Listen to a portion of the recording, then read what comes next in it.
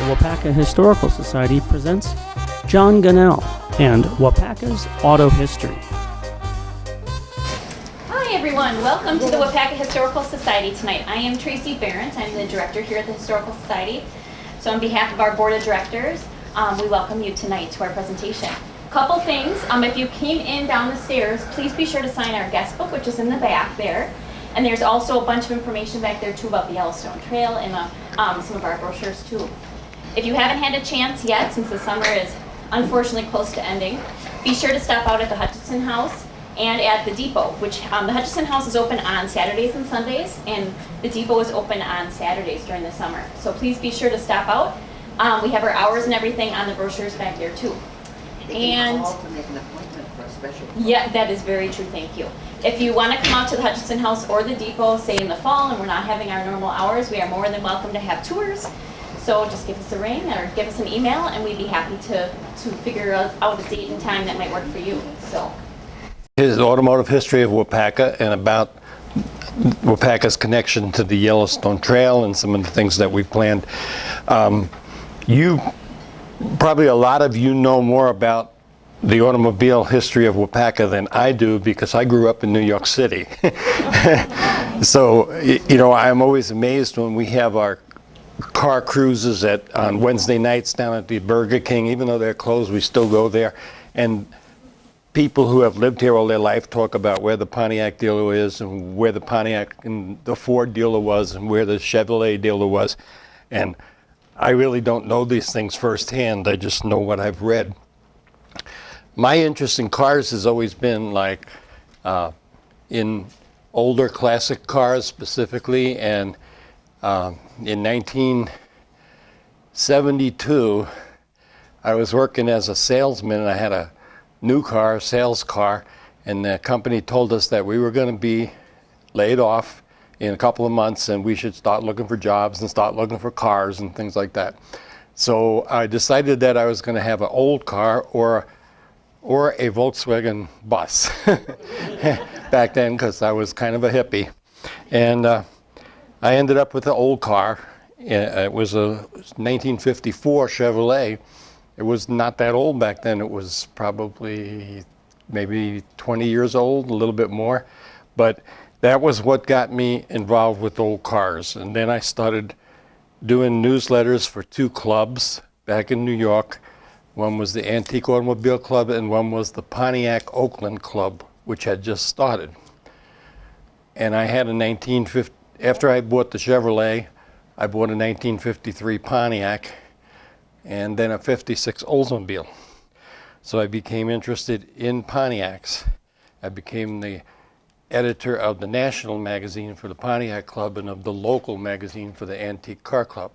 And I enjoyed it so much. And I was going to school at the time. When I lost my job, I decided to go back to school and get my degree in art. So I was chasing my degree in art. I was working nights because I had family. And then I was starting to get interested in old cars, and I went to a car show in Pennsylvania, and that was the beginning. And from then on, it was my passion, and I started driving to car shows, and I still do that today. You know, I was probably 27 then, and I'm going to be 69 now, so that's how long I've been in this. And I started going to cars, and then I went to the big car show in Hershey, Pennsylvania, and I saw a man who I had seen before in Wichita, Kansas, when I went to a Pontiac show in Wichita, Kansas, and he lived in Iola. And he worked for Krause Publications, and he was the editor of Old Cars Weekly. His name was Terry Boyce. I don't know if anybody knows him. And I said, Mr. Boyce, you know, how do you become an automotive historian and make it your career? And he said, well, there's a group called the Society of Automotive Historians. It's a national group, but Wisconsin has a very strong chapter that operates independently. And so he said, join the Society of Automotive Historians. It was $25. You didn't have to know anything. And just keep trying. So that's what I did.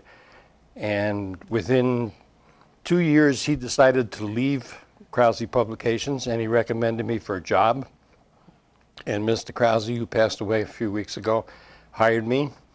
And I came out here to Wisconsin thinking that I would be here for 5 years and then go work for some big car magazine in California. Well, I'm still here. So it worked out pretty good. The love of Pontiacs was a big driving force in my background, and Pontiac began in 1908 as Oakland. Oakland was the county name over in Michigan. It was Oakland County, and the city was Pontiac, and it was in the county of Oakland. So I became interested in Oakland automobiles. I never owned one, but I had a friend where I lived in New York, and he had 4 of them. And so I was always close to them. And then I moved out here in 1978. And in 1980, I wrote a book about Pontiacs, a nice hardcover book. I guess I badgered the publisher so much that he gave me the okay to write the book. And so I wrote a history of the company, including Oakland. And that was the only book that's ever been published that has Oakland information in it. So I became a friend of all the Oakland people, and always wanted one. So move up to here. I worked at Krause until 2008. I quit the job. I didn't retire. I didn't get fired. I just quit. And I decided that there were some things in my life that made me decide that life is too short to go to a cubicle every day and work every day in a cubicle.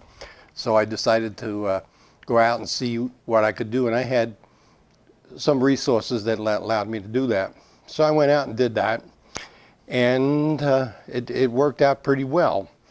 So then in 2010, I did that, and I left in 2008. In 2010, I bought a little, I had a friend, Shane Henke, and he lives in Waupaca, and he was fixing British cars and Italian cars in his driveway. And I said, why don't I buy a building, and I could open up a shop, and you could work in my shop, and we could have kind of like a cooperative going. So we did that, and I opened up a shop in Manawa. And it wasn't a real car building. It had been a tax accounting place, but the building was workable, and so I bought it and turned it into a garage. And I've been running that since 2010.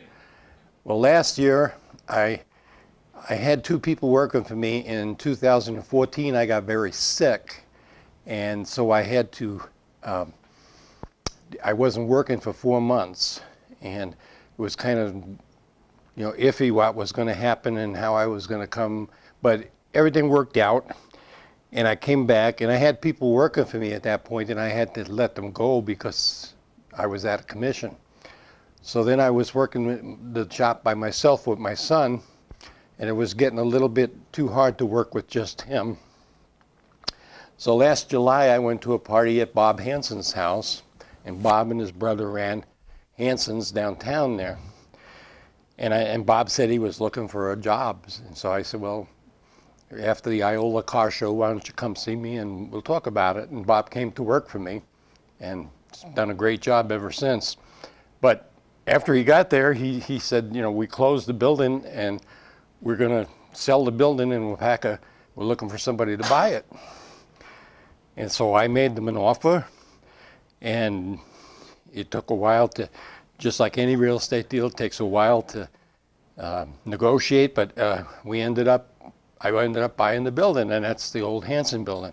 The reason I bought the building is because that building was put up in 1909. It's a real historic building. It's been in some things that Richard Dance did for the Historical Society, and I just loved the building because of how old it was and how historic it was.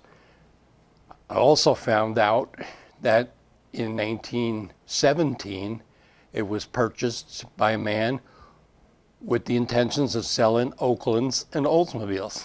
When I found out about the Oakland connection. I just had to have the building. So I bought it. So I had an Oakland dealership. I still didn't have an Oakland car.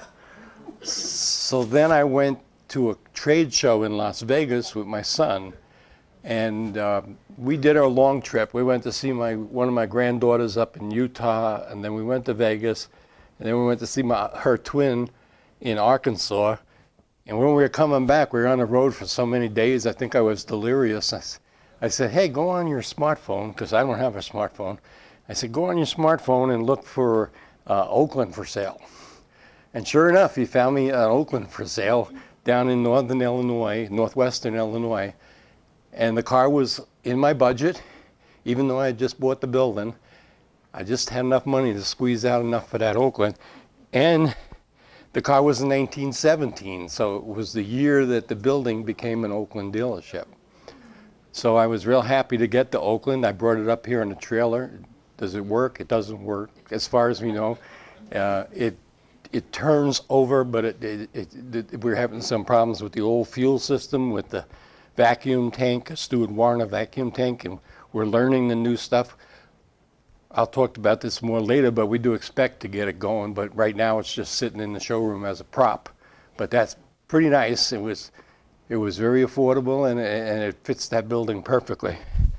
And I've done a little work on the building. But from that came an interest in the history of garages in Waupaca, and the fact that then I found out that the building was a Yellowstone garage, and that's sort of when they were promoting the Yellowstone Trail as a coast-to-coast highway. They would come to a town and try to raise up enough interest that they could get local people and local businesses to invest in that section of the Yellowstone Trail. And they would pick a garage and make it the official garage for the Yellowstone Trail in that area. And there were more than one Yellowstone garages. In Wisconsin, I know there's one in Fond du Lac. In North Fond du Lac, there's mine, and there's probably others. I think there's one out by Eau Claire. And so that made it even more interesting. Then I heard about a book called We Blazed the Trail.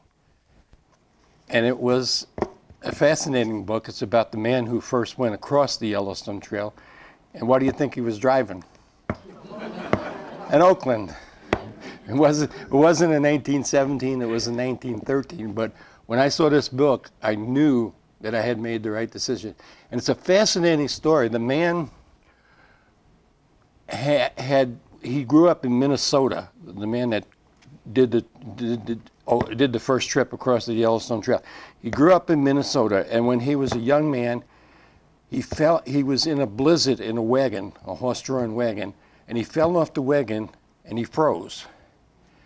And he lost his legs from the knees down, and he lost one of his arms from the elbow down.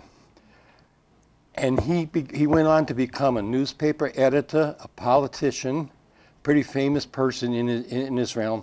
He had artificial legs and arm made, and then with that, he drove across country in the Yellowstone Trail in the 1913 Oakland. So when you hear guys say, oh, how hard life is, then you hear some of these stories. I mean, they're just incredible. So this is a neat little book, and you can buy it on the internet or something. And it's just, we're trying to put together a deal with the man who wrote the book to get some of the photos so that we can do some articles and get the Waupaca name out there. Anyhow, backing up, J.J. Johnson from the Historical Society has supplied me with a lot of clippings and a lot of information about the history of Waupaca. Every time she runs across anything that's automotive, she sends it to me. I download it on my computer. Very random. I mean, I think I work 24/7, so I haven't done much with this stuff. I can't give you a real anything new other than what has already been known. But the first first automobile in Waupaca County comes along in about 1901. It was a man from Waupaca named W.E. Hinchy. And of course it was a horseless carriage. It looked like a kind of a runabout. In 1902, the first automobile was purchased in Waupaca, and Chet Krause owned that automobile. It was a Ford. And it was when Ford had its 100th anniversary, it went over to Michigan, to Dearborn, to Ford headquarters, and was put on display there. It's, you know, so I know a lot about that car because I think I might have even driven it. I'm not sure. Then other cars came along, and if you read all these newspaper clippings, they'll tell you like by 1910 there were 13 cars, and they'll name all of the people that owned them. And you know, it built like that. I mean, you had to be pretty wealthy to own a car in those days. It cost probably anywhere between $1,500 and $3,000 for a car. Until the Model T came along, and there's a couple of people in the room that are Model T collectors, and then the Model T changed everything. Henry Ford started the assembly line process to make cars. He brought the price way down. He paid his people more money than anybody had ever made building cars, and he really cranked them out. And the Model T was the most popular car in America until the 1927, when the Model A replaced it, and the Model A only lasted for 4 years. But the sales of the Model T were larger than any other car until the Volkswagen Beetle came along. So that's how long the Model T had the crown for being the best-selling car. I got a kick out of one of the early people in Waupaca who was in the automobile industry was a man named A.M. Hansen. I don't think he's related to Bob Hansen, and I don't know what the A.M. stands for, but he sounds like he was quite a man. He was a blacksmith, and of course in the early days a lot of blacksmiths and people like that and carriage builders became car builders, and blacksmiths became mechanics. And his blacksmith shop is still in the basement of Doran's hardware store. And Wally Doran opened the door for me and showed me, and here's the blacksmith shop with the anvil and the furnace and everything like that. Just amazing. And Hansen had a Rambler, and those were made in Kenosha and by the Jeffrey Company, and Jeffrey also made a car named Jeffrey. So there's this passage that JJ sent me. It says Hansen's Rambler had a crank on the side, and once it was going, it could do 10 miles an hour. And it had tiny wheels and no doors, and no top or windshield. The seats were high. And in later years, his son Alton would tell how, and that was probably his name too, if it was his son would say how they took a ride to Waupaca, and it's just amazing. You know, the sun was blistering hot, and the sand was 10 inches deep because they didn't have roads back in that era, or they didn't have a lot of roads. And so about 3 miles out of Waupaca, he had problems with the car. And the son says, my father passed and looked and tinkered and took off his duster, because they all wore the dusters when they drove. He puffed harder on his cigar and became more and more cross. The girls asked questions and got in the way, so they were scolded. And he was tired, the son, and he cried. There were no garages and no one to call for help. So his mother couldn't take it any longer, so she took the kids and walked home. And she had to carry the son most of the way home. So she walked 3 miles carrying her son. I suppose they had a little discussion that night about how cars work and things. But Hansen, it says he remained undaunted by the experience and went on to become the pioneer garage man of Waupaca. And so he he was one of the first. And then another early repair shop was the Waupaca Garage, which opened sometime before April 1909. And that was run by a man named Frank Hoagland, and it was located at 200 North Main Street and offered the Cadillac 30 model, which was 30 horsepower. And a lot of this information I learned from JJ and from Mike Kirk, because they had, once I bought the building and once I bought the car, I contacted them and I said, hey, I'm looking for, trying to find the background on this stuff. By the end of 1909, there was a man named Conrad Miner, and he was contacted to build a 60 by 40 foot brick building for a man named Charles Kane and his son William Kane, and that was on the northeast corner of Union and Washington Streets. So that was another one of the early garages. And we could go on and on. One of the more famous garages was the modern garage, which was turned into Stibbs and is still standing and exists there. Bob Hansen recently purchased a nice scrapbook of clippings from the modern garage, and it's mostly advertisements. Now, it's a lot of automotive history that we know of comes from old advertisements and old newspaper press releases that the businesses sent out. So you don't know how accurate they are because they're talking about themselves, you know. It's a kind of funny thing about automotive history. But the newspapers were, you know, the Waupaca Post, the Waupaca Record. There was in the old days there were a lot more newspapers than there are today. Now you have websites. Back then you had newspapers, and I think there was a Republican Journal or something like that too. A.M. Hansen's garage was in operation, and here's the name of the cars there. There were the Waupaca Record in May of 1910, I guess, said that there were 25 automobiles in Waupaca, and there were 3 garages, all doing good business. Yeah.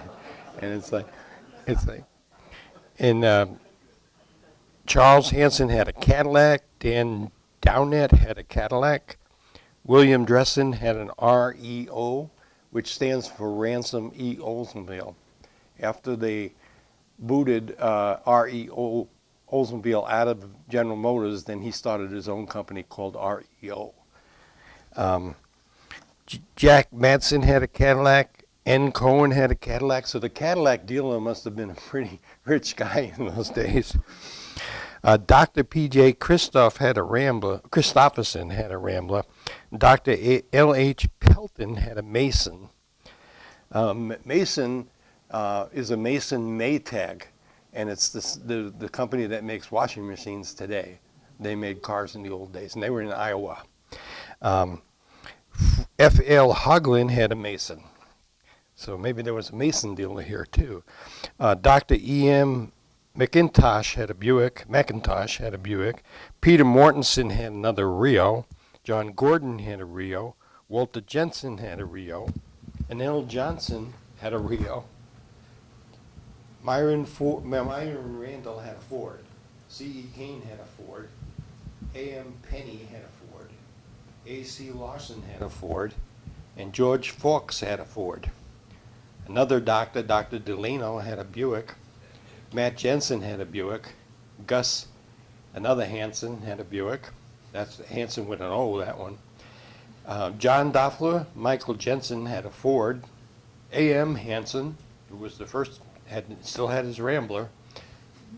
And A.M. Hansen also had a Maxwell. Maxwell became Chrysler, part of Chrysler.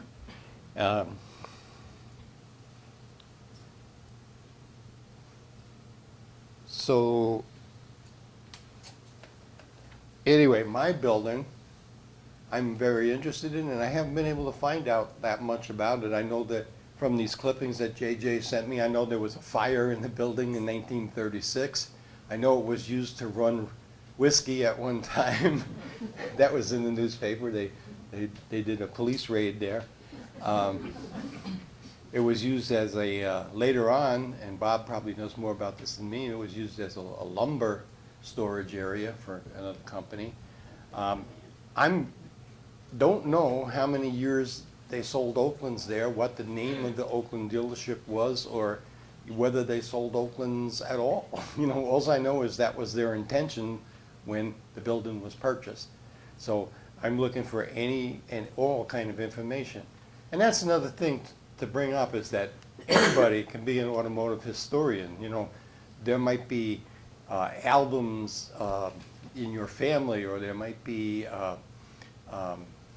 pictures that are in an old album that would shine a light on some of the automotive history other than what was in the advertisements and the press releases in the newspaper. You may find something that is really important.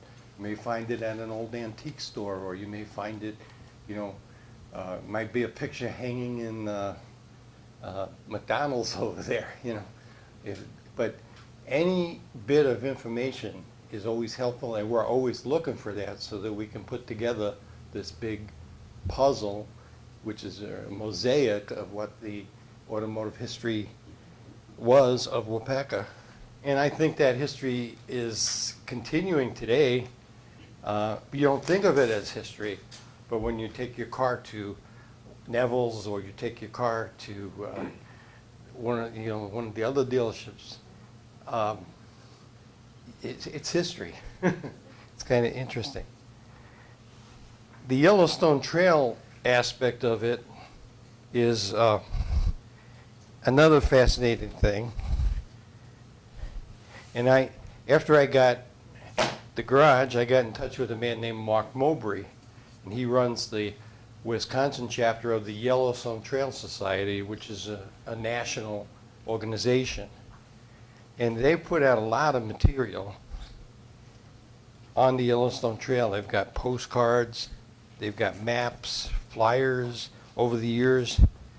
That's, of course, the yellow logo that we were talking about. And you'll see a sticker on the garage there on the door that looks like that. Wisconsin Yellowstone Trail Association put out this book, Driving the Yellowstone Trail in Wisconsin. And they give this, you can go on the internet and you can get copies of this. I believe it's free, but I don't want to swear to that. And it is a history of the Yellowstone Trail in Wisconsin. And then it goes county by county, and it shows where the Yellowstone Trail went, what's left of it today, some of the historic places on it, and Hansen's garage is on here. It's in this booklet. And it's a fascinating history of the trail in Wisconsin. And then there are other books. This is the trail across the country. So what we want to do, and what one of our goals is to take the Oakland that we have, which will be 100 years old next year, and we want to get it running, and then we want to drive the Wisconsin section of the Yellowstone Trail.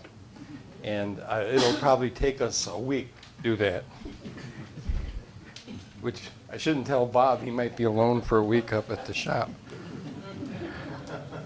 But what a kick, you know, just, actually, I'll close the shop and take Bob with me. Because it would be a once-in-a-lifetime opportunity.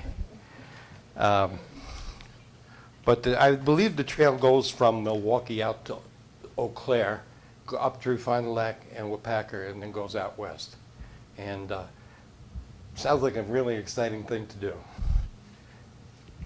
Does anybody have any questions about anything? We go with you on your trip? Sure, we'll get a Yellowstone Park bus, and we'll pull it behind the Oakland. I think my Model T.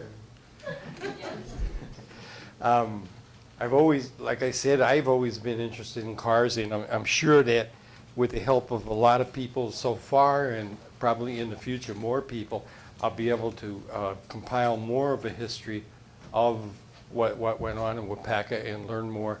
And it's just a matter of time, and you have to make money to live. It's hard to make money as a historian. You know, I've learned how to do it over the years, but yeah, it's not an easy thing.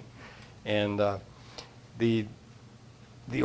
Wisconsin itself has an amazing automotive history because of there was a Mr. Carhart who developed a steam car. Wisconsin put up money to foster the development of the automobile, and they had a race, and this would be back probably in the 1880s or 1890s. And that Carhart car is the logo for the Wisconsin Society of Automotive Historians. And that was one of the earliest, way before Mercedes ever made a car, you know, but it wasn't a gasoline-powered car, so it falls into a different category. But it was a machine that went down the road under steam power, and they had a race across the state to see who had the most practical automobile. And the state government paid an award for the person that won that rally. And all of this interesting. There was so many people and so many companies that made cars here. A couple of weeks ago, I was at the American Motors Owners Association convention in Rockford. Now, one of the prizes they gave out at their dinner was a tube with 2 posters in it that had never been opened, and it came from the Modern Garage in Waupaca. And I have a friend, Mike Spangler, who lives in Jefferson, and Mike lives across from the fairgrounds in Jefferson, where they have a big car show in a couple of weeks and a flea market. And Mike bought all of the stuff from Stibbs when Stibbs went out of business. So he's got all kinds of machines that they use to tune up cars. He's got the he's probably got the lift that they put cars on. He's got all kinds of AMC stuff in a big barn next to his house. And it's kind of like a museum. And a lot of it comes from Waupaca, from Stibbs' garage. And over the years, at that convention, they had the grandson of Charles Nash, who made cars in Kenosha. Nash Automobiles, Jeffries, and he was talking about the history of the family who made the cars and how they had an estate up in northern Wisconsin and went there in the summer. And it was just a fascinating thing to look into the prism and see the family's history along with the history of the car. But then you had a lot of trucks that were made in Wisconsin too. And Chet always collected the trucks that were made in Wisconsin. He had the Nash, he had the Jeffrey, he had an Oneida truck, he had Stoughton, an Oshkosh, of course. And I think at one point we had a list of 150 different manufacturers that operated in Wisconsin.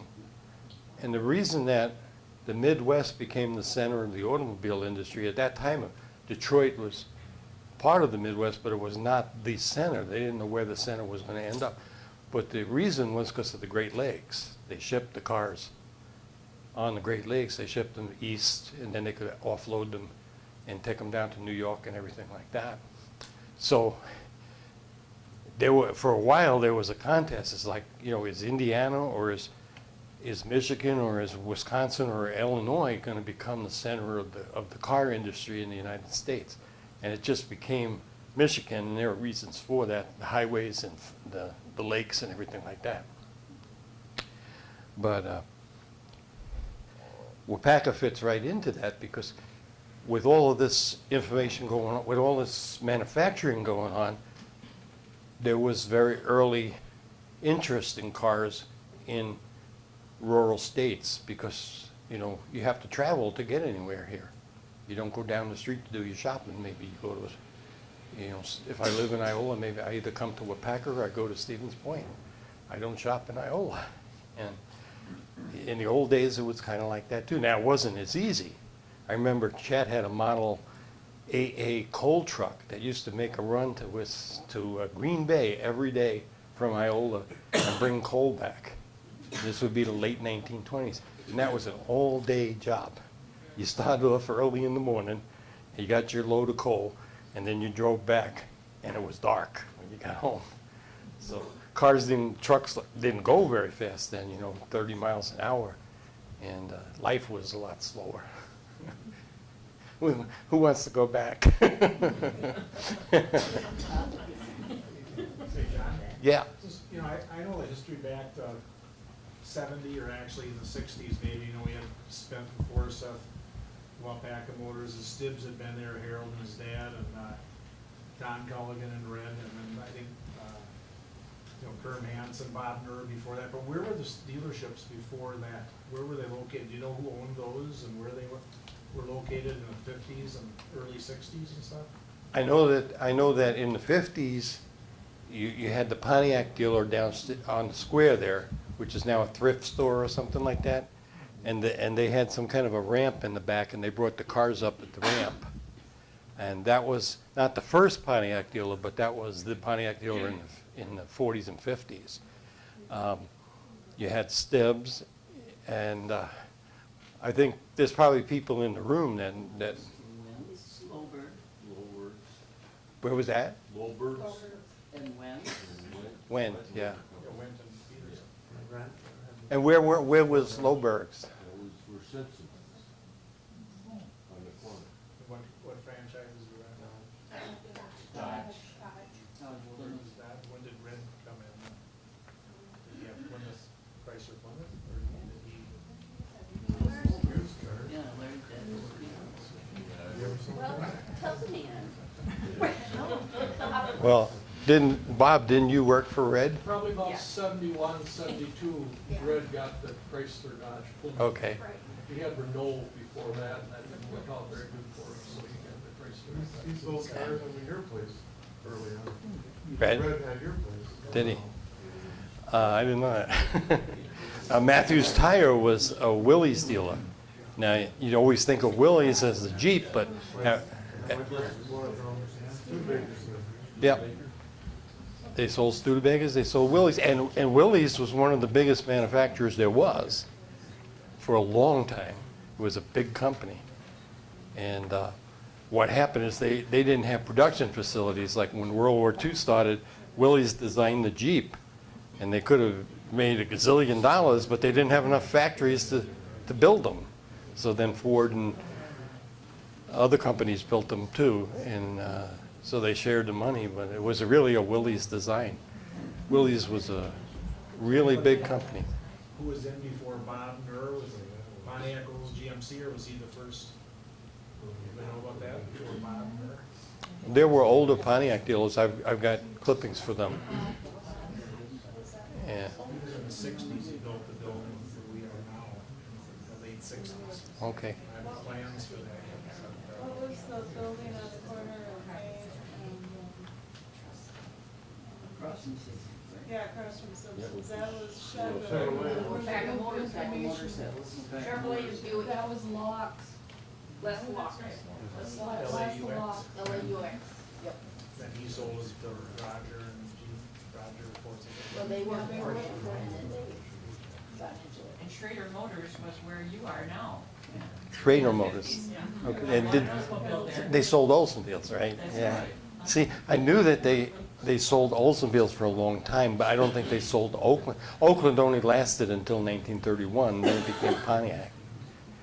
So I don't know how long they sold Oaklands, but I know they sold Oldsmobiles there for a long time. People have told me that. And they tried to turn that building into one of the first car malls, and they had like one section of it open or something where you could walk in that the section off to the west. And I don't think they even had doors on it. I think it was, come in and look at the cars at first. Probably that's why it has 3 different doors on it now. Kerm Hansen did that. Opened it, he took the doors off, opened up front of it. Yep. And Mike saw me take off one of the doors one night. I have an old tow truck in there, and I pushed the door up, and it came down, and I hit it with the boom in the tow truck. So Randy's going to put a new door on for me. Of course, my grandfather and my mom's there. He had the Ford dealership for a while. Millions more sales. Went over the First National Bank list. And what was the name then? Millions Million? in the 30s and Harold 40s. Stibbs was one of the salesmen. And I remember when he came to our house to talk to my dad to see if we should buy the dealership. I've got to clear some time and sit down and get all this stuff. I've got to also talk to Ev Hansen, because he's still living over in Ogdensburg, and he knows a lot of history, I'm sure, too. Yeah, I grew up in Fort Doral. The day after school. And it was different, wasn't it? Yes. It was different. We had a woman bring a car in about a week ago, 2 weeks ago, and Bob worked on it, and she sat there and waited for the car. And we're not used to that, because we have cars that we take apart and put back together again. It takes a year, and we don't see the customer. And it was like, hey, this is a real garage. I got a customer that's in the waiting room. and there isn't much of a waiting room. And then you think of a modern dealer with, waiting room and coffee and TV and internet and all this stuff. It's like, wow, it's different. I used to collect the automotive literature, all the sales catalogs and all that. And then, of course, I bought Dick Dance's collection of that material. He had lots and lots of it. Now you go to a car dealership and they don't even have sales catalogs to give you. There's nothing you can take home anymore. We'd give you one, John. You know quite a bit about Oakland. There was a race across the world about 1910 involving 6 cars. Do you know if any of those, and they went from New York City, I believe, Right. across the United States, across Asia, across Europe, ending in Paris. And I believe 2 of the 6 cars made it. It might have been 3. Were any of them in Oakland? No. Thomas. There was the Thomas Flyer, and the Thomas Flyer was the car that won it, and then it was in, Bill Harrah purchased the car and had it in the Harrah Automobile Museum, which is now the, what do they call it? It's still there. That's a very famous car, and that was really the theme for the Tony Curtis movie, The Great Race, and it was the theme for the race that they started in the 80s, where they drive the antique cars across country. Now they kind of do it regionally, but back then they did it across country. And one of my friends owns a Thomas Flyer that belonged to Bill Harrah, but it isn't that one. And we took it to Florida on a tour and had a lot of fun with it until it broke. And then we had fun with it after it broke, because it took 7 bottles of wine to fix it.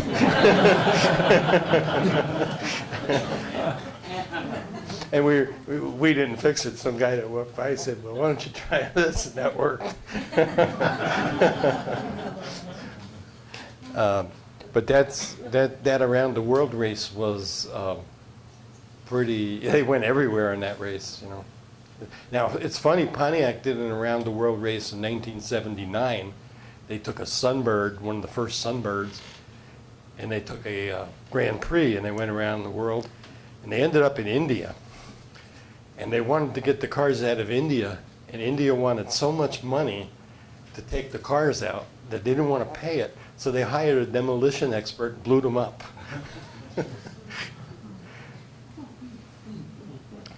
And there's some wonderful automobile museums and collections in Wisconsin. In Hartford is the no, it started with Kissels, which were made in Hartford, and then it became the headquarters for the Nash Club too. So it's a Nash Museum. But then it's a general museum too. You can go there, and it's called the Wisconsin Automobile Museum.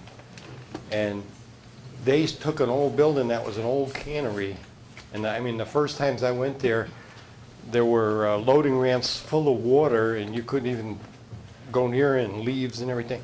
And now it's like they've put up a theater, and they brought in these antique theater seats from someplace in Detroit, and they redid the whole thing, and it's never empty. The parking lot is always full. They're bringing somebody, whether it's for the car museum, which doesn't bring as many people, or whether it's for the theater that they built.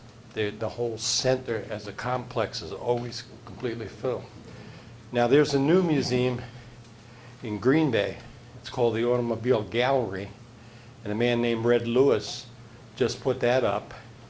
And he didn't invent, but he bought the rights to the, when you go through a car wash, and they have a thing called the halo, and that moves and sprays your car. And he bought the rights to that from a man from Australia. And then he manufactured that over in Green Bay.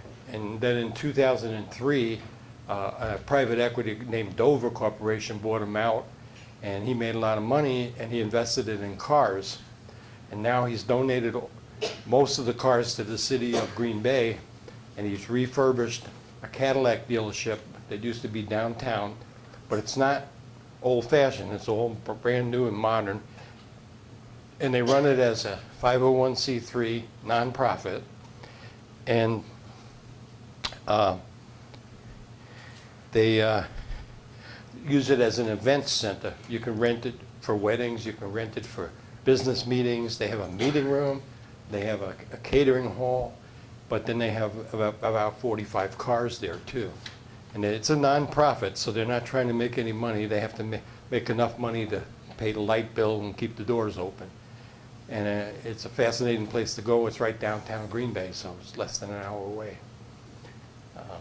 And his idea was to get cars from the earliest ones to the newest ones. So he covers the whole, it's more than 100 years, you know, of automobiles. So he'll have an electric car from 1917, and then he'll have a new Cadillac, whatever they call it, the one that's a Corvette underneath. And he has a Tesla there, the electric car, and it's just a great place to go. And he's got the cars. He believes that the cars are artworks. So he says they're not. It's not a museum. It's a gallery, and the cars are the art. And wonderful man. I mean, he's trying to help make Green Bay into a tourist attraction over there. Now, I have a friend who runs the Pontiac Oakland Museum and this is an interesting story. Tim was a collector of Pontiac and Oakland memorabilia. He had a big collection. And in 2008, we had a 100th anniversary of the Oakland in Michigan at the Henry Ford Museum. And if you ever you want to go to a fun car show, go to the Old Car Festival that the Henry Ford Museum has in September. The newest car at the show is 1932. So you don't see muscle cars and you don't see 59 Cadillacs. It's all 1932 and older. They have antique tow trucks that and they're all moving. They drive up and down the streets of Greenfield Village, and they have an old tow truck. If somebody breaks down, they come out with the Model A tow truck and put the hook on them and pull them away. They have Keystone cops directing traffic. They have, I know, you know, everybody says that kids aren't interested in old cars. They have a line of kids, 10 times the number of people in this room waiting to ride around on Model A depot or Model T depot hacks, which are station wagons. And I was just fascinated by that, and the line to get in, it was about $40 to get in, and people were lined up just like it was the Irish Fest down in Milwaukee. I mean, they're just dying to get in. And it was so much fun. But it was 2008, so it was the 100th anniversary of the Oakland, so they had an Oakland thing there. Tim came up with his memorabilia collection. On the way down back home, because he came from Oklahoma, he collected, because he collected Pontiac car stuff, he collected Indian stuff from Chief Pontiac. And Chief Pontiac was, you know, in charge of all the Indians around the Great Lakes. So he stopped in Illinois and Pontiac, Michigan to see if there was anything there. And Pontiac, Michigan is on Route 66. So he thought that would be real cool too. Well, he went to they have a gift store. The city of Pontiac, Michigan has a recycling center where all the local towns have to bring their garbage there and pay a fee to dump their garbage. So Pontiac had all this money, and they wanted to invest it in tourism. So what they did is they started a downtown store where they sold memorabilia and stuff from Pontiac, Illinois, not Pontiac, Michigan. So Tim stopped in and he's showing the woman in the store his book. Did I want to carry his book there? And she says, no, but can you stay overnight and I want you to meet the mayor? And so he says, I guess I can do that. So then he met the mayor the next day, and the mayor talked to him, and he's so enthusiastic about everything, and he said, how would you like to have a museum here? Now, the car is made in Michigan, but this is Illinois, but the name is the same. So he said, you want to have a museum here, Pontiac Oakland Museum. We'll give you the building, and we'll give you a job. And that's what happened. He moved from Oklahoma, he brought all this stuff up. They gave him a building that takes up almost the full street downtown on the square, and they run it as a museum, and they run it to bring tourism into Pontiac, Illinois. And Tim has the archives from Oakland and from Pontiac. So someday I'm going to get down there and just sit down and see if I can find out anything from Waupaca in the stuff like that. And there's other museums, like the Ford Museum must have materials that relate to Waupaca and the Ford dealers here. And so as I bring this together, as I get older, because I'm almost 69, I don't know how long this is going to go on, but my dream is that I could bring all of this stuff together and do a really good history. And when I say do a history, I'm not saying a book or anything, because books these days are very hard to get published. It's not like it was 20, 30 years ago. But I would just for my own satisfaction, I would like to do that. But there's a lot of things you want to do.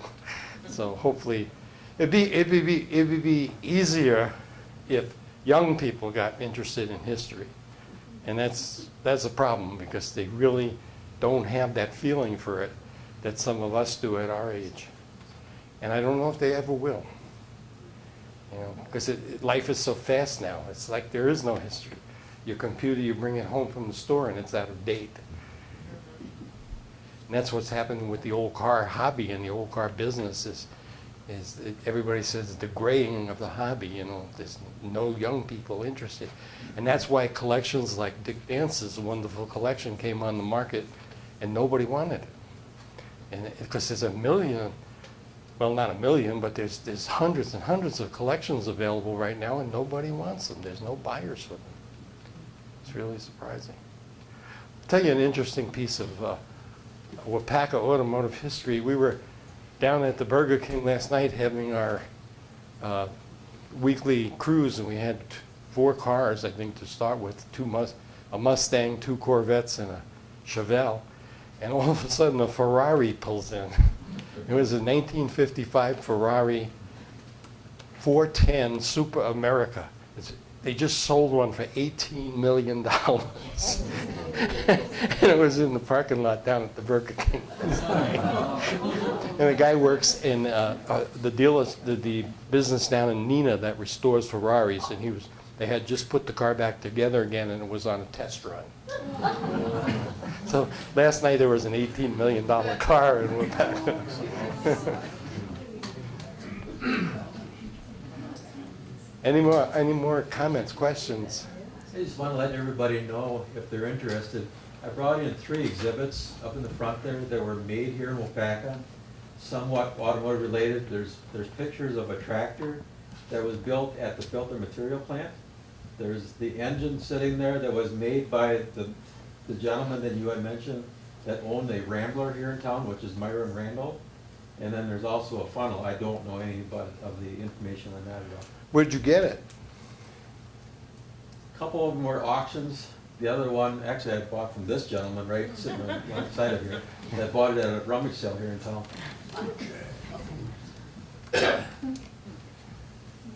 Well, earlier this year, Bob told me about Doran's hardware store, and I said, oh, yeah, So I went over there looking for a piece for a car. We needed some oddball piece because when you're doing old cars, you always need something they don't make anymore. So I went to Doran's, and he didn't have it, but I said, Bob said you might show me your basement. And he said, sure.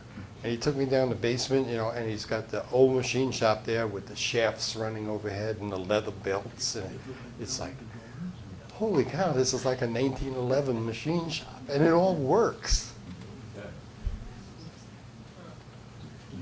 Awesome. I know.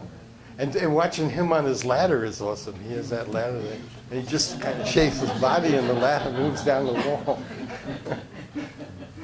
So there's so much history around, and it hasn't gone away. It's some of it's hidden, but it's still around.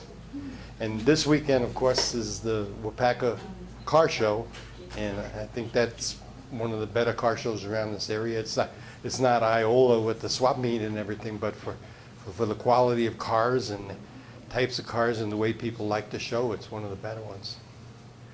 So. Anything else? I don't want to talk too long, but I can answer a lot of questions about a lot of different things. Are you gonna have your building open for the public at some point? Are you gonna have business hours at your garage at some point? You talked about it earlier, I know. I don't know. It depends, maybe. My son's looking for a job again.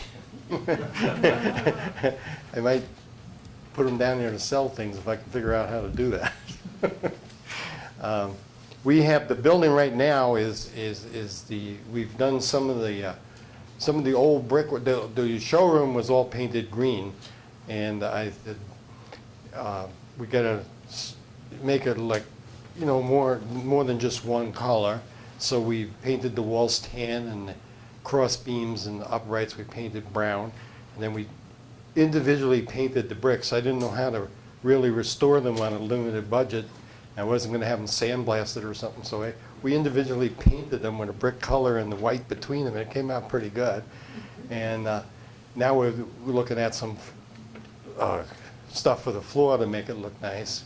So the showroom looks pretty decent. I've been hanging up a lot of old Oakland advertisements, and you know, I'll go down there for an hour or two on Wednesday night before the cruise, and I'll put up some more stuff. And then we have a young lady who's a mechanic up in Manawa. She works at Little Wolf Automotive. In fact, they have a place in Waupaca now. And Heidi she's a protege of one of my friends who taught at Fox Valley Tech. And she's a really good mechanic. She's about 25 years old, and she looks like Heidi from a fairy tale or something. She's pretty and blonde hair.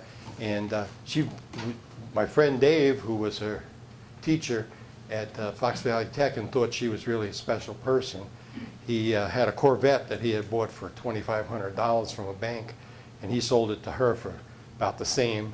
And she's tearing the car apart now, and that's in the building. And we're doing articles about her because I'm sick of watching reality TV shows where they're trying to get women to watch, but the women aren't really taking the cars apart. They're just putting new pieces on them. And Heidi knows how to take them apart and put them together. And in fact, she's the one that wants to fix the Oakland so we can drive it across the state. So anyway, she's working on an orange Corvette in there. If you peek in the window, you see that. I have a 1936 Pontiac that I keep down there so I can take it over to the Burger King on Wednesday night.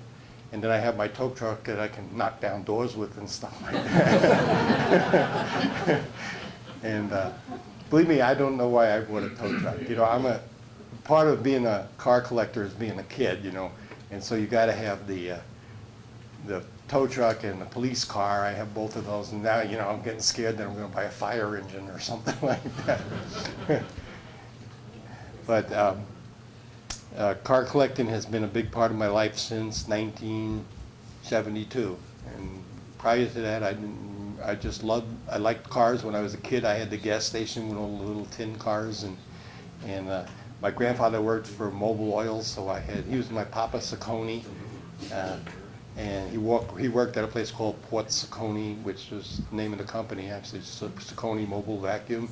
And I had a little suit with all the flying horses all over it when I was about 3 years old. And so the cars have been in my blood, but growing up in New York City, you don't have the space and you don't have the room and you don't have the ability to work on a car all the time. So when I moved out here, I was amazed by how many cars come out of barns and things like that, which is very popular today. But you know, you don't have to throw stuff away here. When we're in the city, if something wore out, you throw it away. Here, you put it in the barn and buy something new, but you still have the old one.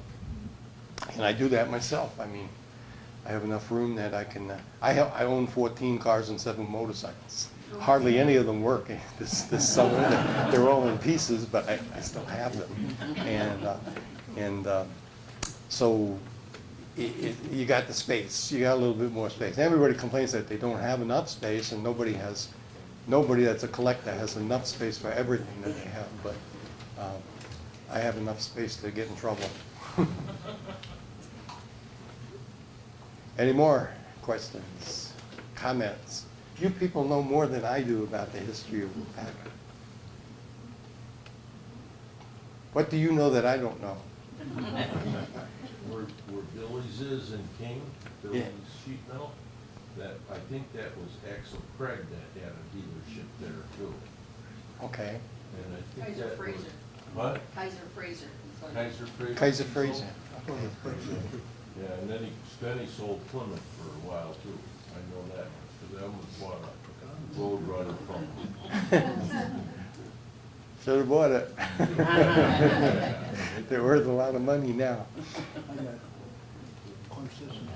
Well, I'll put my cards out here for a while, and anybody who knows anything, send me the information. I'll build it into my database, and that way, maybe come back next year and say more. Maybe I'll be smarter next year, I hope. But I think car collecting is a really good hobby, and good people. When I worked for Krause, we had all the different hobbies. We had cars and baseball cards and knives and guns and coins, and out of all of the fields that we covered with the magazines, the old car one, believe it or not, always got the fewest complaints from the advertising and from that. There were fewer problems, there were fewer rip-offs, whatever you want to call them, with the cars than there were with any other hobby. The toys was the worst. Toy collectors, they're just, they had a lot of complaints. So we always felt good about that, and we always had the highest renewal rate in the company of people that renewed their subscription every year. So that tells you something too.